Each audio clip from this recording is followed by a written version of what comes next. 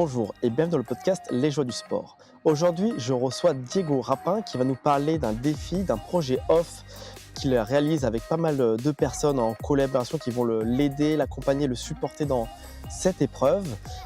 C'est une épreuve avec 3 disciplines, proche du triathlon mais sur des formats qui ne sont pas du tout ceux de la compétition. Donc on va découvrir tout ça avec lui. On va pas perdre plus de temps. Salut Diego, comment tu vas? Ouais, salut Alexandre, écoute, ça va bien, ouais, ça va super bien même, j'ai envie de dire. Merci de me recevoir Eh ben, en tout dans cas, c'est ton avec podcast. plaisir qu'on va pouvoir parler de ton défi, un projet off. Ça fait toujours plaisir parce que qui dit projet off dit un peu projet, en tout cas particulier, qu'on a monté avec une idée. C'est pas quelque chose où on a vu une vidéo, on a cliqué, on s'abonne, puis on prend le dossard. Donc il y a toute une histoire, j'imagine, autour de ton projet qu'on va découvrir aujourd'hui. Mais avant ça, question traditionnelle du podcast, quel a été le premier sport qui t'a passionné? Ah, t'as parlé de 3 disciplines et c'est aucune de ces trois-là. Le premier sport qui m'a passionné, c'est le rugby, parce que je viens du sud-ouest et j'ai baigné dans le ballon ovale. Et donc, Totalement rien à voir. ah non, là, on est sur choses en termes de discipline, de format, de temps, de distance qui ont complètement rien à voir avec le rugby. Juste peut-être pour les personnes qui habitent un peu dans ce coin-là, tu étais sur quelle partie du sud-ouest? Alors, du côté de Toulouse et Toulouse, dans le ok. petit village de Riem, où c'est où que j'ai joué au rugby, quoi, où j'ai découvert le rugby. Et alors, pour faire un peu rapidement, comment ça se passe la transition du rugby? Alors peut-être qu'il y a eu une étape où c'est peut-être moins de sport ou d'autres activités, mais pour arriver à se mettre sur une épreuve type triathlon, donc natation, cyclisme et quelque chose comme voilà, course à pied, là on va voir, c'est un petit peu différent quand même que de la course à pied sur cette épreuve-là. Comment tu découvres ces disciplines? Qu'est-ce qui te fait mettre en tout cas un pied là-dedans dans l'endurance? Alors, tu viens de me faire, rappeler le lien, en fait, qui se passe entre le rugby et où j'en suis aujourd'hui. Mais réellement, hein. C'est-à-dire que le rugby, c'est quelque chose qui m'a passionné, hein, le jeu, le travail en équipe. C'est pour ça aussi que je suis, ça me tient à cœur de parler à chaque fois de l'équipe qui m'entoure sur le projet. Hem, Dans mon évolution, comme j'aimais le sport et comme tu le sais, je suis personal trainer. Donc j'ai voulu allier le rugby, la prépa physique et je suis parti dans ce domaine de la prépa physique pour faire de la prépa rugby. À ce jour, j'ai jamais fait de prépa rugby, il faut le savoir. De la prépa physique, j'en ai fait, mais de la prépa rugby, jamais. Et ça, c'est ce qui est fou. Et tout en faisant en fait ce domaine-là de prépa physique, mes études, commencent à travailler, j'ai pu collaborer, travailler avec d'autres personal trainers qui étaient eux, par contre, passionnés par le triathlon. Et de fil en aiguille, j'arrive en 2011 à faire mon premier triathlon. Il faut savoir que j'avais fait ce triathlon en combinaison de snorkeling. Donc, au bout de 2 coups de bras, j'étais explosé. J'avais fait la partie vélo avec un VTT remasterisé avec des pneus slick qu'on m'avait prêté. Et la course à pied, j'ai dû faire avec bah, le short et le t-shirt que j'avais dans l'armoire et go, quoi. Donc ça, c'était voilà pour la transition du rugby au monde plus triathlète, même si je m'estime pas du tout triathlète. Et voilà la transition. Et par rapport à cette compétition que tu réalises, d'ailleurs, comment ça se fait que tu te retrouves un peu à faire cette compétition? Parce qu'on voit là au niveau préparation, en tout cas matériel, physique, je sais pas, mais le matériel, on voit que c'est un peu système D, on voit qu'il y a beaucoup d'envie et, et peu de matériel, mais tant que l'envie est là, après, ça n'empêche pas de faire les compétitions. Je donne un exemple pour pas mal de gens, des fois, qui disent, bon, il faut tel vélo, tel basket pour aller faire le triathlon. Et Exact. en fait, pas besoin de tout ça pour faire surtout les premières commencer à mettre un pied dedans et puis voir si on aime ce genre d'effort et puis un peu en tout cas ces 3 disciplines-là.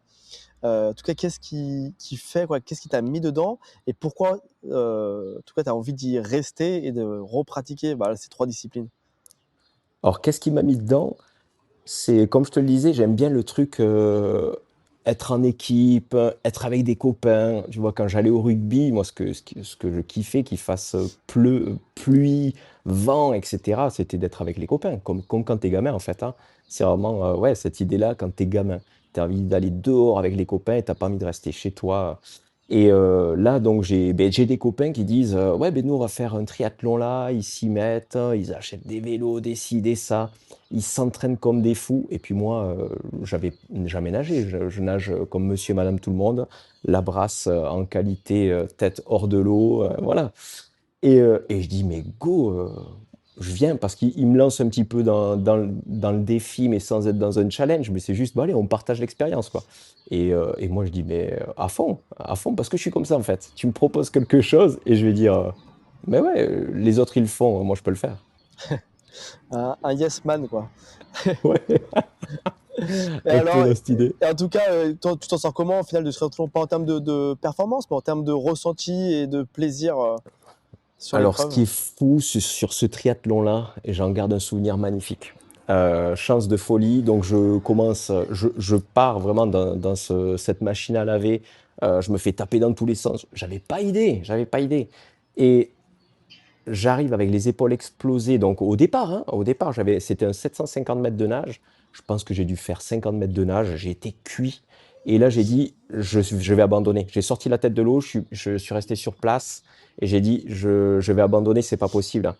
Et là, j'ai vu, il y avait une barque, tu sais, les gars de la sécurité à côté. Et j'ai fait, non, mais c'est pas possible. Allez, je continue à la brasse. Je vais au moins faire ça. Et puis, je voyais les gars. Donc, toi, tu dois faire le tour à la bouée. Ils sont déjà arrivés démoralisé pas possible, mais je sors de la nage et je me dis, purée, je suis encore vivant, quoi. Je suis encore vivant. Et puis après, le vélo, même si c'était pas mon domaine et que je me suis fait prêter un vélo, je m'entraînais, je faisais du spinning indoor, là.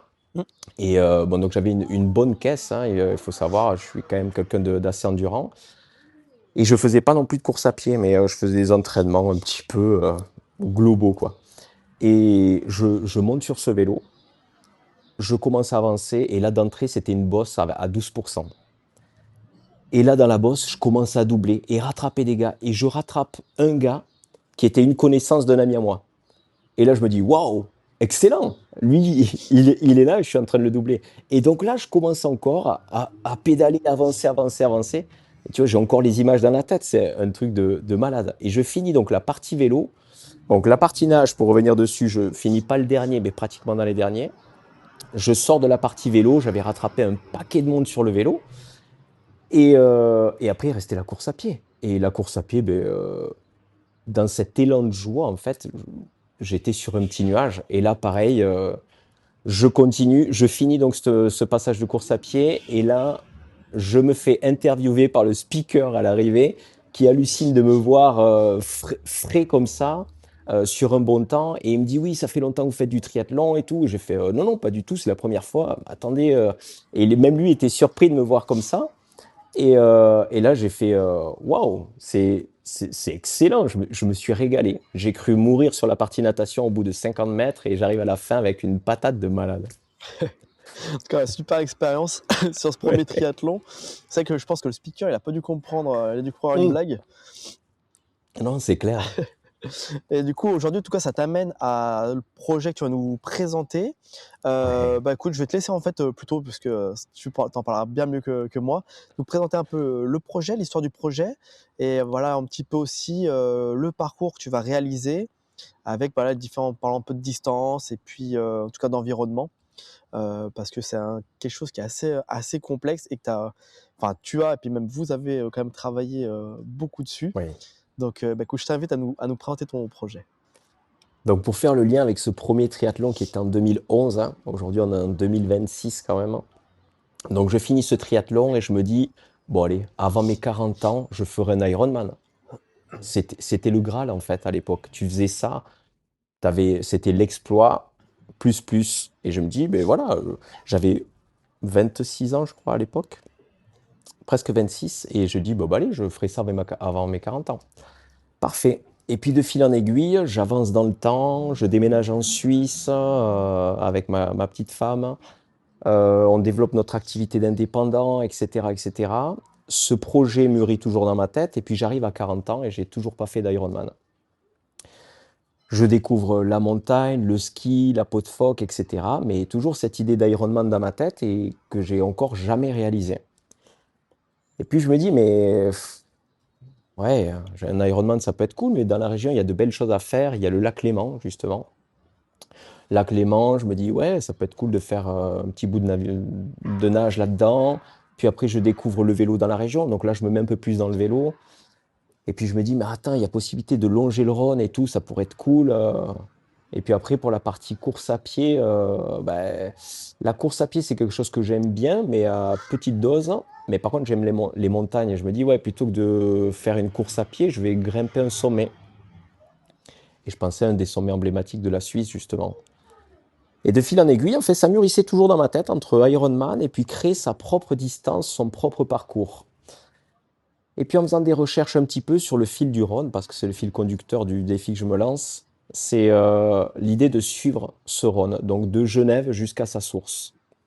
Et pour parler de l'exploit que je vais tenter, donc je vais tenter de traverser le lac à la nage, de Genève jusqu'à Villeneuve, donc c'est vraiment les deux bouts, les deux extrémités dans la longueur. Donc là, il y a 72 km de nage. À la suite de cette traversée du lac, je vais prendre mon vélo, longer le Rhône jusqu'au col de la Furca, qui est environ à 190 km, avec un peu plus de 3000 mètres de dénivelé. Et arrivé au col de la Furca, je vais monter sur le glacier du Rhône. Donc là, c'est en crampon, piolet, et finir en peau de phoque, donc en ski de randonnée et en alpinisme pour atteindre le sommet du Damastop, qui est à 3600 mètres d'altitude. Donc ça fait une distance équivalente à 280 km avec un joli dénivelé parce qu'on part de 370 mètres, je pense, à Genève à peu près pour arriver à 3600. Et donc voilà, c'est pas un Ironman, mais c'est une distance qui a été un peu inventée dans cette tête, mais surtout avec un profil géographique qui est naturel, quoi. Donc ouais, bon, pour ceux qui ont pas compris, c'est que 70 km de nage, ça représente combien de temps? Parce que le lac Léman, pour avoir une image pour ceux qui ne sont pas allés, c'est vrai que quand on se met à Genève ou en tout cas à l'autre bout du lac, on voit quasiment pas le bout, quoi. C'est vraiment l'horizon, Ah ouais, ouais. on se croirait à la Tu, mer. tu Donc c'est vois vrai pas, ouais, que ouais, ouais. quand on se pose de Genève, on se dit on va traverser le lac à la nage, déjà en bateau, ça met déjà un peu de temps. Alors à la C'est nage, clair. je sais pas, toi t'estimes combien de temps de natation? Alors, ceux qui ont fait la traversée, donc ils ont pas fait de Villeneuve, Genève, et ils l'ont fait dans l'autre sens. Moi, je suis un peu à contre-courant là en plus. Mais les meilleurs temps sont environ à 25 heures, on va dire. Et moi, je suis pas du tout nageur, hein. Tu vu, la première fois que j'ai nagé, c'était en 2011. Et puis depuis 2011 jusqu'à 2024, je nageais pas. Ça, c'est à savoir aussi. Et j'espère, alors moi, j'espère mettre 30 heures. Mais avec l'équipe qui m'entoure, donc il y a une équipe de navigateurs par rapport au courant et Lila qui m'accompagne à 2000%, on estime mettre peut-être 36 à 40 heures de nage, ouais. Ce qui est marrant, ça fait penser que là où les plupart des personnes, alors je sais pas, peut-être 80%, je pense, des triathlètes aiment soit le vélo, soit la course à pied, mais la plupart n'apprécient pas tellement la nage. Toi, tu te fais un triathlon où tu maximises la distance de nage, là où bah, souvent c'est pas le point fort de la plupart des triathlètes, et c'est pas le tien du coup bah, non plus, par Ah rapport non, ouais, c'est clair, à ton, en tout cas, voilà, à ton parcours. à mon parcours, Donc ouais. c'est quand même un sacré défi. Si tu veux bien, on va reprendre un petit peu bah, là, épreuve par épreuve, en tout cas discipline par discipline. Oui. D'ailleurs, je voudrais souligner quand même l'effort que tu as fait pour avoir des distances qui se terminent par 70, 80 et 90. Ça, c'est donc 70, 80, 90 pour ceux qui ont pas l'habitude. Mais Qui ont bon, pas ça, les je pense refs. que la plupart des gens ont réussi à faire la traduction. Donc 70 ou 70 km de nage, dans lesquels tu vas partir de Genève. Tu vas être accompagné, comme tu as dit, par une équipe, en tout cas Ouais. sur le bateau. Tu auras qui en fait? Il y a quoi? Il y a personne qui peut apporter les premiers secours, par exemple, ou c'est plus des accompagnateurs que tu connais? Comment tu as fait Alors, pour trouver en tout cas cette équipe qui va ouais, t'accompagner? l'idée du défi au départ, c'était, j'en parlais entre potes. Et donc j'ai un pote à moi qui est navigateur, qui fait le bol d'or, tout ça sur le lac Léman. Et il me dit, mais moi je t'accompagne volontiers, je prends une barque, je me prends un pack de bière et je te suis comme ça si besoin pour te ravitailler, etc. C'est parti de là, hein. Et puis après, tu analyses un petit peu le parcours et tout. Tu sais que moi je suis pas nageur, hein, que ça va mettre pas 24-25 heures comme certains bons nageurs font, mais peut-être 10 heures de plus si c'est pas 15 heures de plus. Donc sur la partie navigation, j'ai 2 navigateurs avec moi, peut-être même un troisième qui va se rajouter. L'idée, c'est qu'ils puissent s'alterner. Donc eux, leur but, c'est de tenir la trajectoire du mieux possible tout en analysant les courants. Parce que le lac Léman, comme tu as dit, ça peut être très mouvementé. Il y a beaucoup de courants qui dépendent du Rhône qui en découle, hein, et qui dépendent aussi des vents, des vallées. Donc c'est pas du tout cuit pour le lac. Donc ça, c'est pour la partie navigation.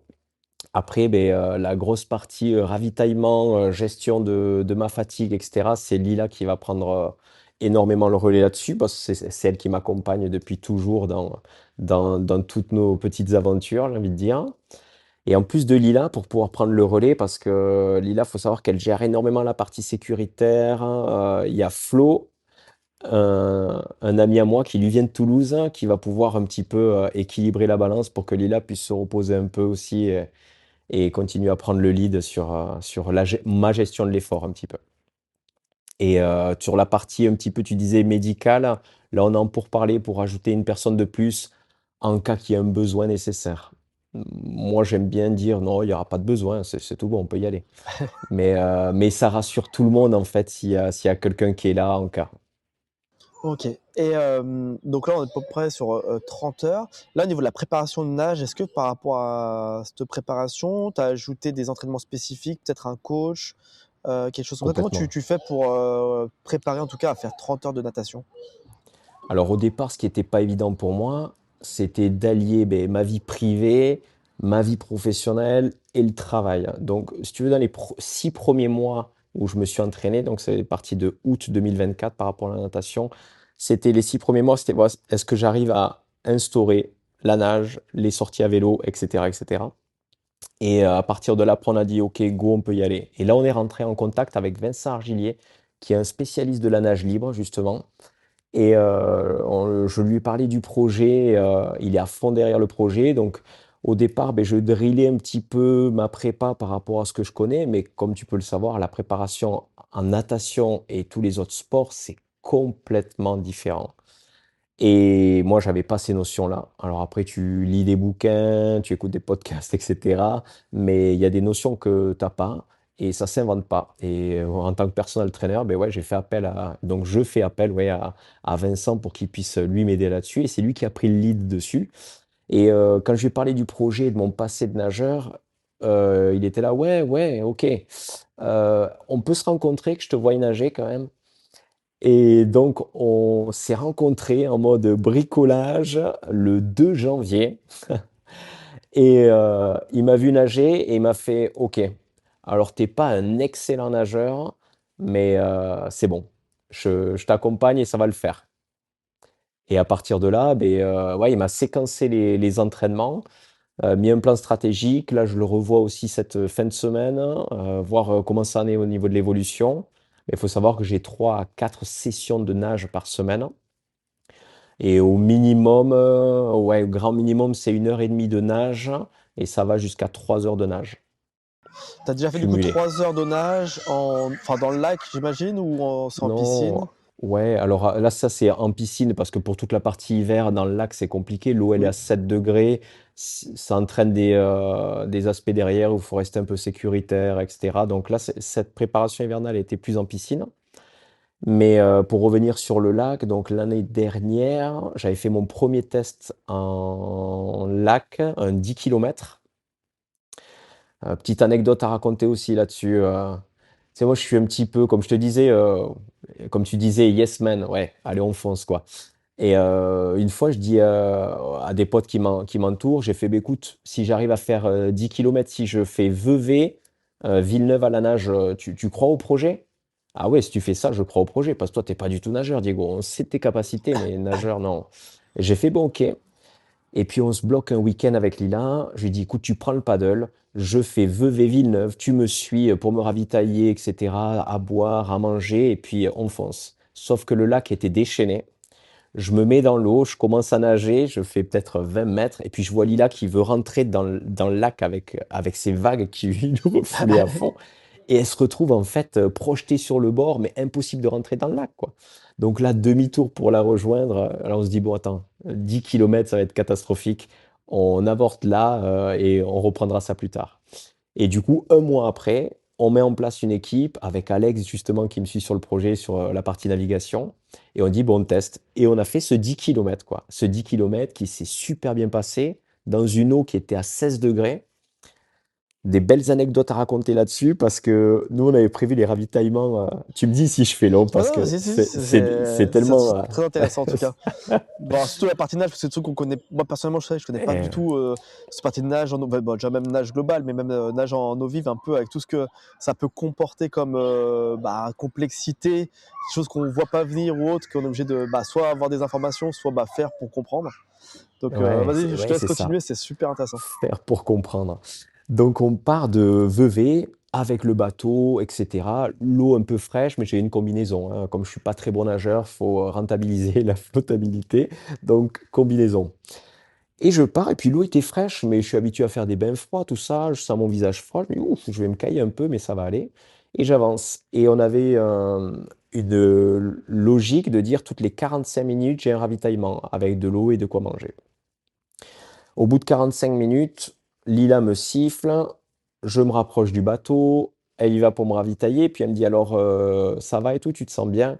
Et là, véridique, je lui dis ça va nickel, je me sens super bien. Et là, t'as tout le monde qui me regarde, ils me font mais Diego, là tu fais une hypothermie, il y a un truc qui va pas, sors de l'eau. Non, non, mais ça va super bien, je vous assure, nickel. J'avais la langue engourdie par le froid, mais tout le reste était nickel. Je me sentais comme je te parle maintenant. Et j'ai fait: «Non, mais non, non, Diego, tu sors de l'eau, on arrête ces bêtises-là». Et j'ai fait: «Non, mais écoutez-moi, ça va très, très bien. Écoutez, 2 plus 2 égale 8. Vous voyez que ça va? On peut y aller». Et là, bon, l'équipe qui voit que je rigole, que je fais l'idiot, quoi. Et là, ils se disent: «Bon, OK». Lila me regarde dans les yeux, elle me dit: «Écoute, je te laisse 30 minutes. Dans 30 minutes, je t'arrête, on refait un point. Par contre, si dans les 30 minutes, je vois qu'il y a un truc qui pécloche, tu sors de l'eau et il y a pas de discussion». Je lui dis: «Écoute, il y a pas de souci, c'est toi la chef là-dessus, mais je t'assure, ça va très bien». Et donc voilà, on part et puis on arrive jusqu'à Villeneuve, quoi. Et c'était ce premier test de 10 kilomètres. J'avais nagé dans le lac, fait 500 mètres, 1 kilomètre dans le lac, mais pas plus. Et c'était mon premier 10 kilomètres, quoi. Et quand je te reparle de ça, j'ai des frissons et tout, c'est magnifique. Ah, c'est vrai que ça commence à Et faire déjà des belles distances, hein. C'est vrai que 10 kilomètres, je pense pas qu'il y ait beaucoup de monde qui écoute le podcast. Je sais qu'il y a fait ces distances-là. La natation, c'est vrai que ça reste une discipline. On fait un peu en loisir pour nager comme ça, à la mer, avec les copains, tout ça. Mais ouais, c'est rarement qu'on se mette à part faire vraiment de la natation en compétition vive ou triathlon. Mais c'est vrai que c'est assez rare de se dire on va se faire 10 km de natation comme on irait faire, je sais pas, 20, 30, 50 bornes de vélo, quelque chose comme ça. C'est vrai que ouais, c'est assez difficile, en tout cas pour moi, déjà d'imaginer une telle distance atypique en un nage, peu, quoi. ouais. Ouais, ouais. Et bon, et c'est là que j'ai découvert aussi qu'il y a beaucoup de gens, en fait, qui font de la nage libre comme ça, qui aiment bien les distances. Et, euh, et il y a quand même une communauté de nageurs, hein. C'est là aussi ben, que j'ai pu aussi rentrer en contact avec Vincent Argilier, comme je te disais, de nage libre. Et, euh, et aussi, avant de le contacter, j'avais refait un test parce qu'il fallait calibrer un peu ça. Ce premier test des 10 kilomètres, c'était en mai. Et avant que l'eau refroidisse trop et qu'on ait aussi ben, l'équipe adéquate pour être suivi, il fallait faire une plus longue distance et surtout gérer la phase je nage de jour et de nuit. Oui, c'est vrai. Parce que c'est clair que tu vois pas grand-chose. Et puis là, on se redit, on voit avec l'équipe, il fallait un jour où ça se goupille bien pour tout le monde. Donc on se bloque un week-end. Heureusement pour nous, la météo était favorable et on dit, bon, on part pour faire, ça faisait 25 kilomètres la distance. C'était de Évian jusqu'à Villeneuve, justement. Pour retracer un petit peu ce que je vais faire pendant la tentative de Genève-Villeneuve.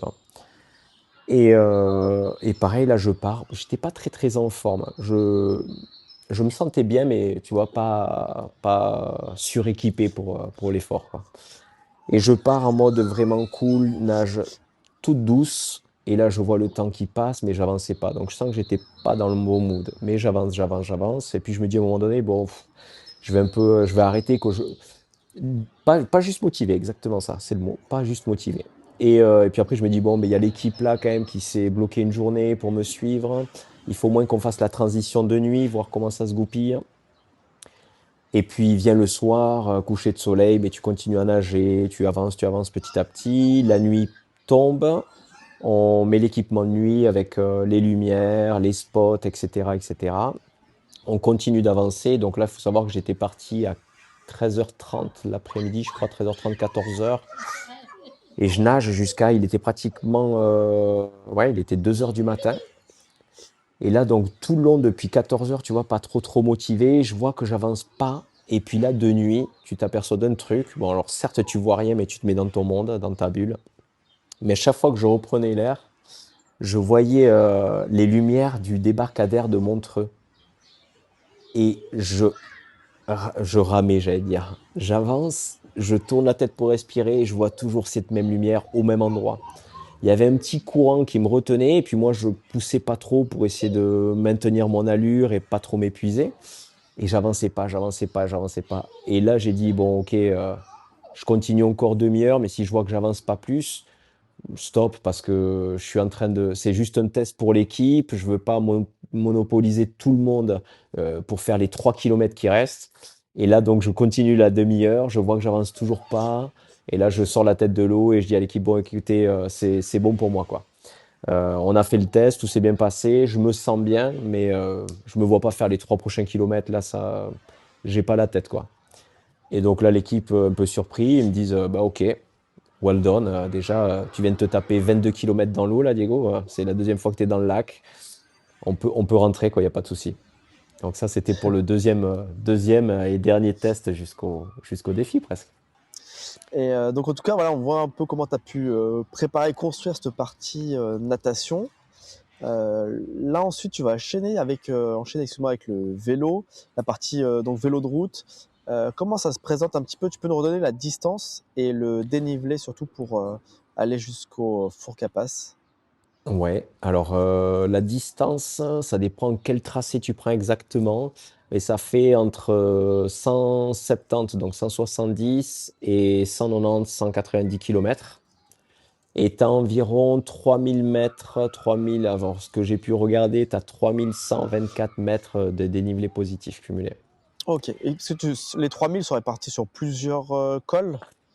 Parce que le Fourca, C'est il doit ça qui être est magique. à... Il est à combien? C'est à combien d'altitude? Tu montes à 2400 euros. Ok. Donc en fait, tu as toute la partie de Villeneuve jusqu'à Brigue pratiquement. Alors c'est ouais, faux plat grimpant légèrement. Tu gagnes pas trop en altitude vraiment. Mais par contre, à partir de Brigue, là, tu commences à monter, tu as un premier plateau à grimper, et puis après, tu as toute la vallée de Conges qui est toute longue, je sais plus sur combien de kilomètres. Et là, c'est pareil, c'est un faux plat grimpant tout le long, juste avant de taper le mur du col de la Furca, quoi. Et ce qui est pas cool, alors on va dire que ça fait 190 kilomètres. Tu vas avoir 150 premiers kilomètres qui sont pratiquement à plat. Tout cycliste se régalerait à faire cette partie-là, hein. Il n'y a pas beaucoup de dénivelé. Si t'as pas le vent de face, c'est super.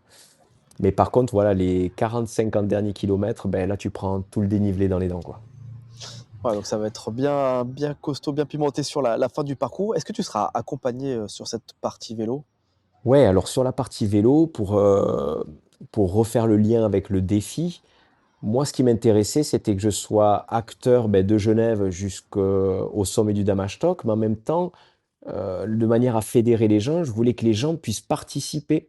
Donc, c'est-à-dire que toi, si tu as envie de nager 1, 3 ou 5 kilomètres avec moi, ben, te donner la possibilité de t'inscrire, de dire, OK, le défi me plaît et surtout la cause qu'il porte. Alors, je m'inscris et puis je vais nager avec Diego 1, 3 ou 5 kilomètres. Et pour la partie vélo, c'est là où tu voulais en venir.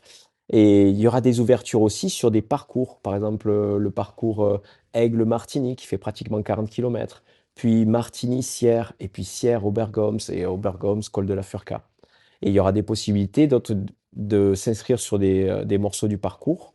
Et puis j'ai des fanats de vélo qui sont du club de Vevey avec qui je roule le week-end, qui eux, quand je leur ai parlé du projet, ils ont directement pris leur agenda, ils ont bloqué la date. Donc samedi 20 juin, je suis avec toi et je fais toute la longueur, quoi. Et le deal aussi avec ça, c'était de pouvoir gérer aussi ma sécurité. Parce que si on parle que de l'étape vélo, bah, si tu es un petit peu cycliste, tout le monde peut la faire à son rythme, mais tout le monde l'a fait. Mais là, tu te dis, ben, je vais enchaîner peut-être 30, 35, voire 40 heures de nage avec de la fatigue, parce que tout ça, c'est sans pause dodo, je dors 3 4 heures et je repars. C'est j'enchaîne avec des mini-pauses de 15 20 minutes. Si je peux dormir, j'essaierai de dormir là pour être lucide, mais après j'enchaîne. Donc sur la partie vélo, j'aurais enchaîné pratiquement 40 48 heures sans dormir et il va falloir enchaîner avec ça. Donc le deal avec le club, c'était qu'ils me suivent et puis qu'ils puissent gérer sur, OK, là, Diego, il est un peu fatigué, soit on ralentit le rythme, soit c'est pas sécuritaire, on se pose 5 minutes ou 10 minutes ou un quart d'heure et après on repart. Ouais, parce que comme tu dis, après, c'est que la fatigue cumulée, des fois, il peut y avoir peut-être un peu de somnolence ou des choses comme ça qui Exactement. peuvent arriver. C'est vrai que c'est bien d'avoir un point de vue externe parce que c'est vrai que des fois, je pense que tu as peut-être un peu moins de lucidité, focus dans son objectif. Peut-être qu'on peut, des fois, aller un peu prendre des risques finalement inutilement, alors qu'on pourrait faire Exactement. s'accorder une petite pause pour récupérer. Donc c'est vrai que c'est intéressant de voir que sur, en tout cas déjà ces deux premières étapes, tu as quand même des gens qui t'accompagnent pour supporter, mais Ouais. également pour voir un peu s'il n'y a pas de problème dans l'effort. Et voilà, en tout cas, avoir un avis externe pour vraiment prendre au mieux des bonnes décisions voilà, en ce qui concerne en tout cas la pratique sportive et puis l'objectif final quand même, parce que le but étant quand même d'arriver jusqu'en haut du col. Donc c'est vrai que Ouais. c'est bien de voir comment c'est construit tout ce projet-là. En tout cas, partie vélo, après c'est que le col, évidemment, il est bien connu. Juste une question au niveau des pourcentages sur ce dernier col. On se retrouve avec un peu quoi comme type de pourcentage en moyenne? Eh beh, c'est à toi de me le dire. Ah bah là, je sais pas, j'ai pas étudié encore le faut qu'elle passe. Bon, j'ai bien la Ouais, photo, je vois bien l'hôtel, l'ancien hôtel dans l'épingle, ça je l'ai bien en ouais, alors visu, mais après le col, ouais. je connais pas. C'est justement le point d'arrivée, quoi. Et sur les pourcentages, alors de tête, je pourrais pas te les donner, mais tout le long, ouais, tu te prends 12 14 %. Quand Ah tu as oui. du 7%, tu es content, quoi. OK. Ouais, non, parce que quand ça commence à Donc passer ouais, non, au-delà de c'est 9-10, vraiment, ça commence déjà ouais, ouais. avec la fatigue. Bon, Et puis ce qui est ça pique impressionnant, fort. c'est ça, c'est comme je te disais, il y a toute la vallée de Conche que tu traverses. Et après, quand tu arrives en bas du col, devant toi, c'est un mur. Tu vois un Mmh. mur et tu vois des serpentins de la route. Là, si j'arrive là et que je suis encore bien lucide, waouh, ça va faire un vieil fait qui se coule, tu vois. Ouais, c'est un peu on voit l'objectif final, mais bon, on voit aussi le chemin, c'est un peu le problème. Ouais, exactement, exactement. C'est là où ça va Et être un sport. pour la troisième partie, du coup, la partie à pied, heu, parle-nous un petit peu de ce parcours, de ce col avec du coup, le dénivelé qui va te rester et pareil, savoir si, j'imagine que tu vas du coup, si tu es accompagné pour les 2 premières parties, sûrement cette troisième partie, tu vas être, également accompagné. Est-ce que tu peux nous parler un petit peu de cette dernière, discipline? Alors ouais, pour la dernière discipline qui est l'ascension du coup, l'ascension du Damastok. Alors là, il faut savoir que je partirai au niveau altitude à 2400 mètres pour arriver à 3615 mètres exactement au sommet du Damastok. C'est le sommet le plus haut de la région. Il domine vraiment tout ce glacier du Rhône. Et là, par contre, le parcours sera pas ouvert parce que même si c'est pas une partie trop technique, on va dire, comme de l'alpinisme Mmh. vraiment engagé, on est quand même sur un glacier avec des crevasses et l'idée, c'est pas de mettre en danger des gens ou autres. Donc moi, je serai accompagné par Philippe. Philippe, c'est mon ami de la montagne, quoi. C'est lui qui m'a fait découvrir la montagne. Sans lui, le projet avec cette vision d'aller à un sommet, elle serait pas née non plus, tu vois. J'aurais trouvé une autre alternative et j'aurais fait peut-être un marathon, qui sait. Mais donc ouais, la cordée, ça sera avec Philippe. On est en train de voir aussi avec Jean.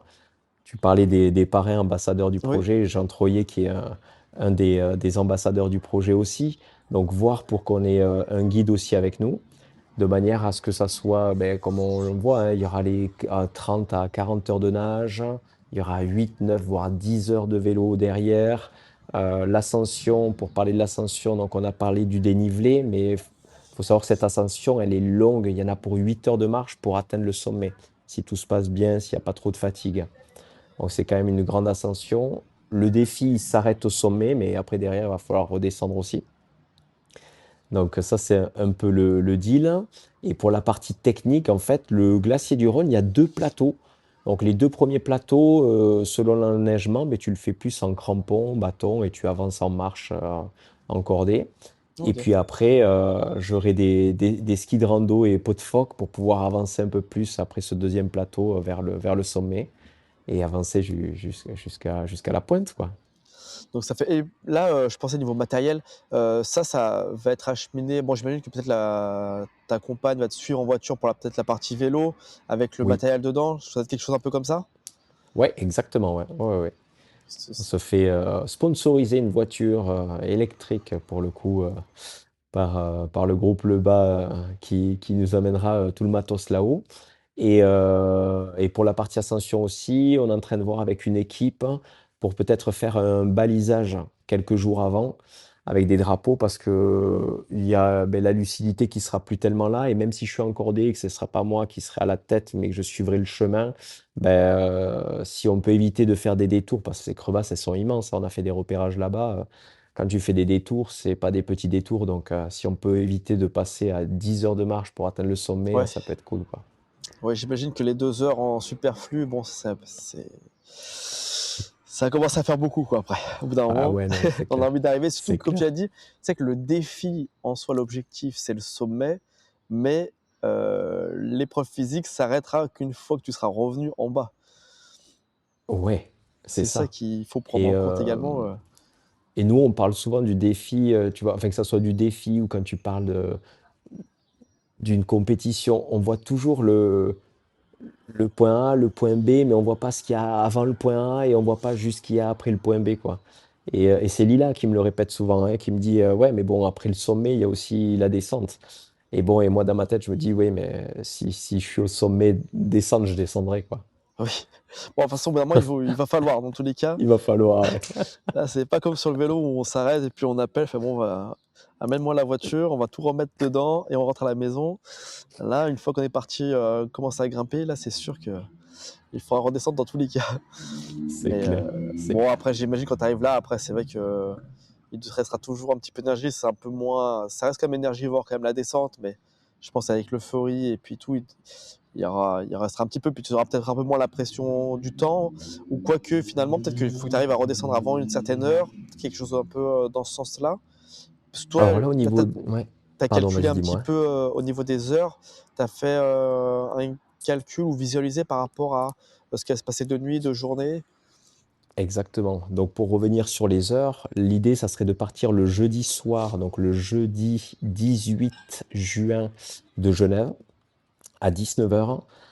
Dans le meilleur des cas, j'arriverai le samedi, dans la nuit du vendredi au samedi, donc dans ce cumul de nage. Dans le meilleur des cas, j'arriverai vers 3, 4 heures du matin. Dans le pire des cas, j'espère être là à 8 heures le matin.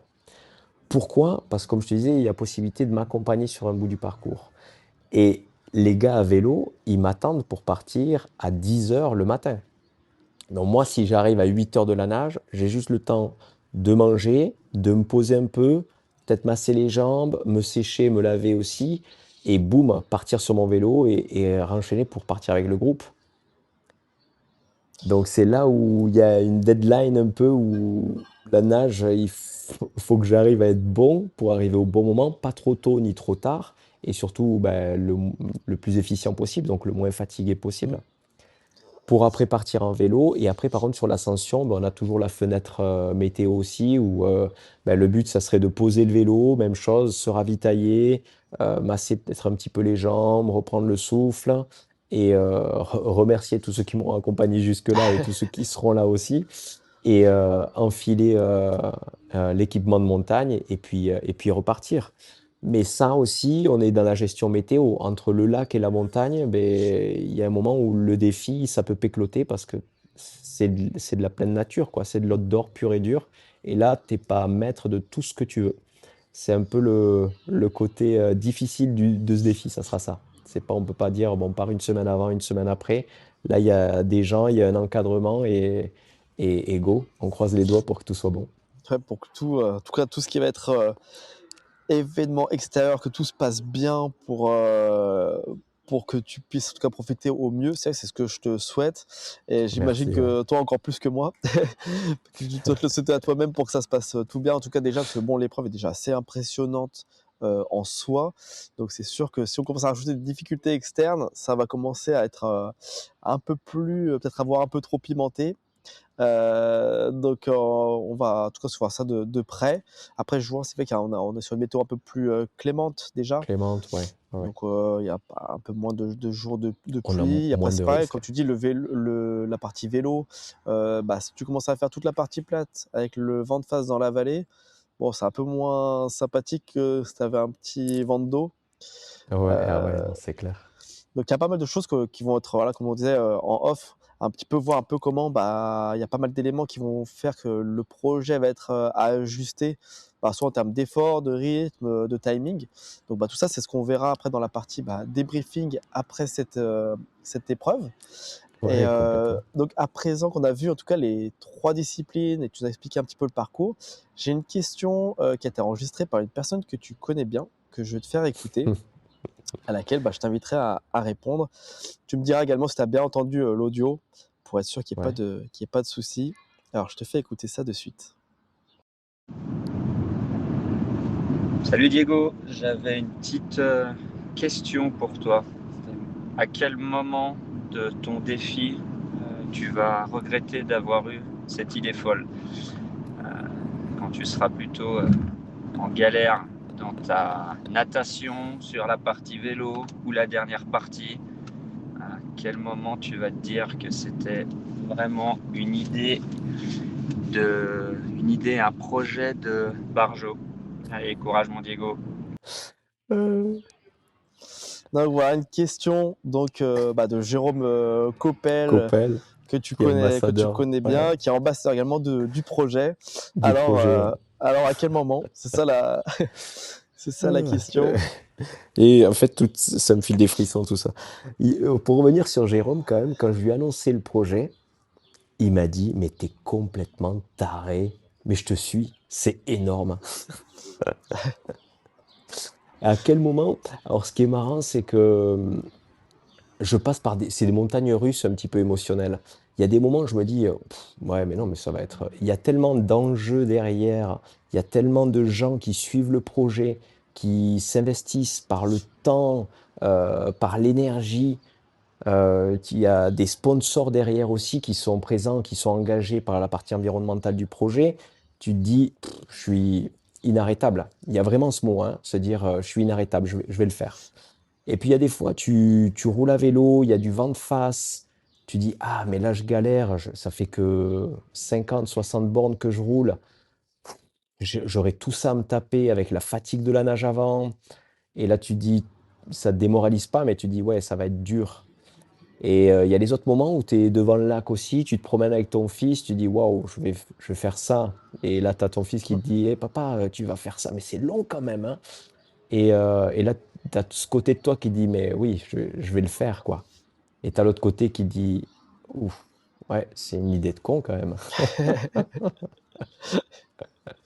C'est vrai. Ça, il l'a pas résumé comme ça. Bah, au début, j'ai bien cru que dans le vocal, il allait, nous parler de ça, mais effectivement, c'est plutôt en tout cas, un projet un peu dingue et il a bien résumé. C'est vrai que je pense qu'il y a peut-être des moments où on verra dans le débriefing, pour ça peut-être bon après c'est vrai que tu auras le temps en tout cas, vu la durée de l'épreuve, de te poser pas mal de questions sur, bah, en tout cas le parcours, la raison d'être là. C'est vrai que ça, c'est souvent quelque chose Ah, qui va sûrement te traverser, en tout cas qui va t'accompagner pendant l'épreuve. Parce que c'est vrai que tous ceux qui font pas mal d'épreuves, en tout cas, d'endurance, c'est vrai que, bah, on a le temps quand même de réfléchir à pas mal de choses et ça va être, je pense à un moment en tout cas d'introspection, sur le parcours et surtout un bon moment en tout cas de partage. C'est ça qui est important et intéressant, tu vois, avec ton projet, c'est qu'on a bien compris que voilà, il y avait vraiment toute une équipe, autour et que c'est un plaisir de ne pas le faire, seul, dans son coin, oui, ce type, de projet pour toi en tout cas.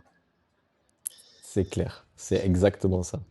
Et j'avais également, une question un petit peu pour arriver, parce que c'est vrai qu'on a pu parler un peu, voilà, de tout le projet à ce moment-là du podcast et j'ai également une autre question, d'une personne tu connais, bah, évidemment vu que c'est ta compagne. Je te fais écouter ça, de suite. Coucou Diego, quel message veux-tu laisser à travers RunQuest? Donc voilà, une question un peu plus générale vraiment sur le projet et puis, bah, sur ce que, en fait, la raison de pourquoi tu le fais et du message, que tu veux laisser par rapport à cette aventure. Ouais, alors c'est fou, tu vois, quand j'entends ça, moi, et la question, j'en ai les larmes aux yeux, quoi. Euh, c'est justement ça, tu vois, le fait d'entendre ces mots, ça me donne des frissons, ça me donne, tu vois, une émotion qui ressort au fond de toi. Et ce que je me dis, j'ai la voix qui tremble un peu là, hein. Oui, on sent un peu de fébrilité, mais bon, Ouais, c'est normal. complètement. C'est normal, Mais c'est c'est quand même que, un gros projet avec, sur hmm, lequel tu travailles depuis de nombreuses heures et avec beaucoup de gens dont tu accompagnes, qui m'a expliqué voilà, que vous passez beaucoup de temps. Bah, voilà, c'est pas juste un projet qu'on va faire 2 heures de temps après le boulot. Ça prend beaucoup plus de place dans votre vie. Et c'est mhm, vrai que c'est un projet, je pense que vous vous rappellerez pendant de nombreuses années en tout cas. Et ouais, c'est c'est sûr que sûr. c'est pas se dire on va aller faire un petit projet d'une demi-heure de temps pour le dimanche prochain. On est sur vraiment toute autre chose. Donc j'imagine que c'est ça un peu qui remonte en tout cas à ce moment-là, quoi. Complètement. Et oui, c'est le projet d'une vie en fait. C'est le projet d'une vie. Il y aura peut-être d'autres projets derrière. Il y a eu des projets aussi avant, mais c'est le projet d'une vie et le message, c'est vraiment ça en fait. C'est que on a tous des rêves, hein, quels qu'ils soient sportifs, qu'ils soient dans son engagement personnel. Et le message que j'aimerais faire passer, c'est que si on trouve son pourquoi je veux faire ce défi, pourquoi je veux faire ce projet. Comme je te l'ai indiqué, mon pourquoi moi, ce qui a été vraiment marquant et ce qui m'a poussé à m'entraîner, c'est l'engagement environnemental du projet. Le fait qu'on déploie des forces et des unités derrière ça, c'est pour moi exceptionnel. Et c'est ce qui me pousse à m'entraîner tous les jours. Si j'ai attendu depuis 2011 ce triathlon dont on a parlé au tout début, à 2026, le défi RunQuest, qui a mûri, oui, pendant des années. Euh, il y a eu ce laps de temps-là, toutes ces années-là, juste parce que j'avais pas forcément trouvé mon pourquoi. Et, et tous les rêves qu'on peut avoir, si on trouve notre pourquoi, ce qui fait sens pour nous, mais vraiment à l'intérieur de nous, ben ouais, tu vas entendre des mots comme cela, ça va te filer des frissons, ça va te donner envie d'avancer. Et, la cause, elle est vraiment la plus importante, quel que soit le rêve, quel que soit le projet. Écoute, en tout cas, merci pour ces mots. Tu nous as presque fait un petit mot de la fin du podcast, comme j'ai l'habitude de le faire à chaque fin d'épisode. Ouais. On est presque sur un peu la même dynamique parce que c'était très. Voilà, tu nous parles vraiment de toi cœur ouvert. Et ça fait plaisir d'avoir ces mots. Puis surtout de faire un épisode comme ça où on apprend pas mal de choses sur différentes disciplines. Et voilà, comment monter aussi un projet, s'entraîner, puis se rendre compte que avec beaucoup de volonté, d'envie, on peut réaliser des choses assez presque improbables à certains moments. Peut-être qu'il y a 10 ans, c'est sûr, ce serait dur d'imaginer ça. Puis en fait, des fois, avec le temps et beaucoup d'envie, de motivation, on arrive à monter les projets qu'on veut. Et en tout cas, ça fait plaisir de t'entendre et d'avoir pu échanger là-dessus. Et avant, le mot de la fin, où tu sais, c'est un moment où l'invité, en tout cas le podcast, sera à toi. Tu pourras parler de ce que tu veux pendant le temps que tu veux, du sujet dont tu as envie, que ça peut être très bien un sujet qu'on n'a pas abordé sur le podcast, qui n'est même pas forcément en lien avec le sport, ou quelque chose, aller un peu plus dans le détail de certaines parties qu'on a pu aborder dans l'épisode.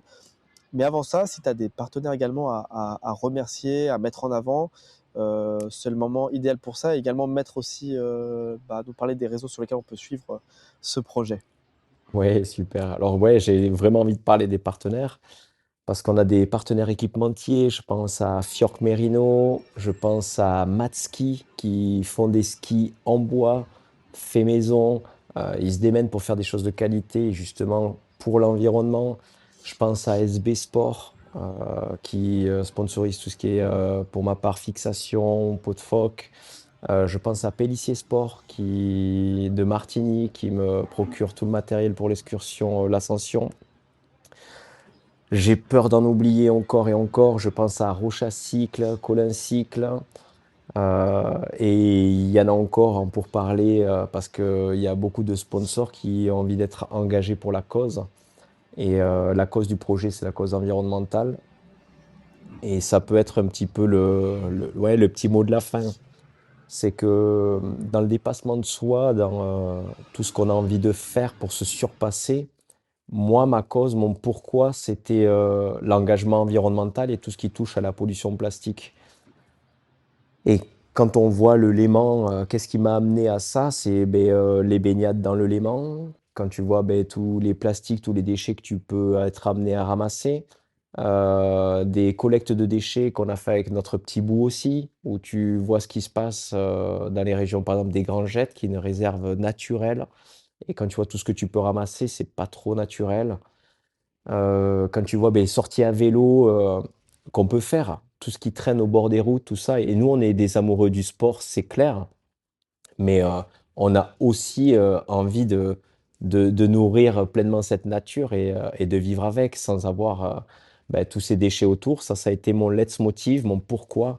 Et ça revient sur les mots que je te disais avant, c'est que chacun peut vivre ses rêves s'il arrive à déceler en lui le pourquoi il a envie d'arriver à ça. Et si par le défi et par l'engouement qui est généré autour de l'environnement, ça peut donner envie à d'autres sportifs de se démener pour une cause, la leur, hein, leur pourquoi, et je suis pleinement avec eux, quoi. Pour revenir aussi après sur les réseaux, tout le monde peut suivre sur notre compte Instagram association_life_project. Donc on a monté une association pour le projet. Et ils peuvent suivre toutes les infos donc, sur le compte Instagram et sur notre site internet www.liveproject.ch. Merci en tout cas, Diego, pour toutes ces informations, pour ce mot de la fin. C'était un plaisir de faire cet épisode avec toi et surtout, j'ai Ouais. hâte de pouvoir suivre. Là, on est encore à quelques mois du début du projet, donc je vais pouvoir essayer de relayer un maximum un petit peu sur l'évolution du projet au fil des informations. Puis également, là, pendant l'épreuve, suivant ce que vous postez autre, je ferai le relais pour essayer d'avoir un maximum d'informations pour les personnes qui ont écouté cet épisode-là sur le Génial. compte aussi Instagram Les Joies du Sport. Et en tout cas, hâte aussi également de te recevoir pour le débrief, pour que tu nous racontes comment ça s'est passé et les émotions que tu auras eues, en tout cas au sommet, à l'arrivée de ce défi incroyable. Ouais, excellent. Il me tarde aussi de raconter tout ça, quoi. Merci beaucoup, Diego. Puis à la prochaine Un alors. grand, un grand merci à toi et à bientôt. Ciao. Ciao. J'espère que cet épisode t'a plu. Si c'est le cas, n'hésite pas à le partager avec tes proches et à donner ton avis en laissant une note sur ta plateforme d'écoute. Cela contribuera à augmenter la visibilité du podcast et à avoir des invités toujours plus incroyables. Et pour ne rien manquer des prochains épisodes, je t'invite à t'abonner au podcast. Et nous, on se retrouve très bientôt pour une nouvelle aventure.